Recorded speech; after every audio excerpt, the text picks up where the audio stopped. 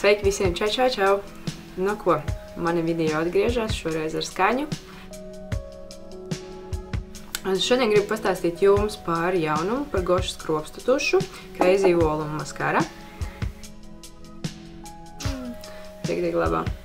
Bet, kas ir interesantais kropstu tušai, viņa no vienas puses sariņi ir daudz īsāki un no otras puses daudz garāki. Tas sanāk, kad es garu viņu no sākuma ar to garo pusīti uzkrāsu un pēc tam to apjomu ar to īso. Apjomu viņi dod tiešām pamatīgi, bet pirmajā reizē es uztaisīju tādu diezgan pamatīgu bardaku uz acīm, jo ar viņu ir jāiemācās strādāt, bet efektu viņi tiešām dod wow. Ja viņi tiešām var saukt par apjomas kropstu tušu. Noteikti patiks vairāk meitenēm kā dāmām šis iepakojums, jo viņš ir tāds riktīgi pink un fun un tā tālāk.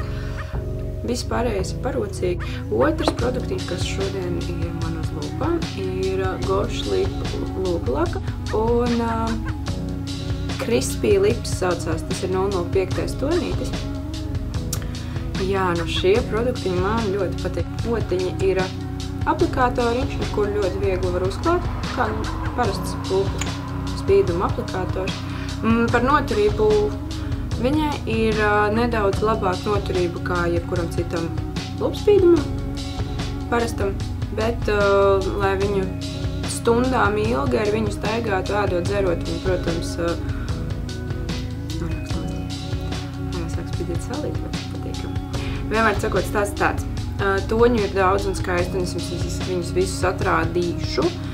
Bet šodien konkrēti es dzīvošos ar šo rozā spīdumu un kaut kā likās, kad laikam esmu šodien kaut kā ļoti uz rozā lūpspīdums, rozā kropstu tušu. Acis esmu krāsojusi ar Urban Decay 3. paletīti, tikai vienīgi izmantot viņa apakšā arī Urban Decay acu ēnu bāze. Jā, un Naked 3 paleti arī to es noteikti arī jums rādīšu turpmāk kādu video. Varbūt vairākus, varbūt ļoti daudz.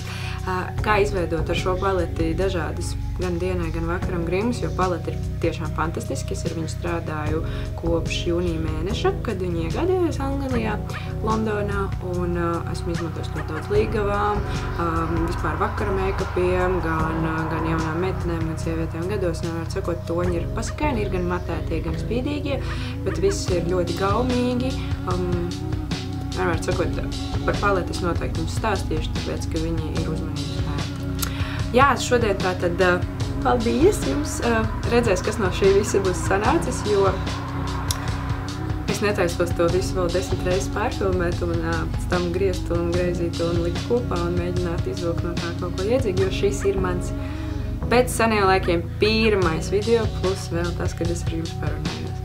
Principā tādā mirklī ir ļoti jocīgi, jo visus laiku, ka es skatos uz objektīvu, tur neviena nav, un es noteikti ļoti daudz šķobos, atvainojiet par to. Ja es runāju pārāk ātri, arī atvainojiet par to, bet jā, domāju, ka šāda mūsu informācijas apmaiņa būs arī vairāk interesanti. Tā kā, lai jums visiem superīga diena, un tad jau uz tikšanos. Čau!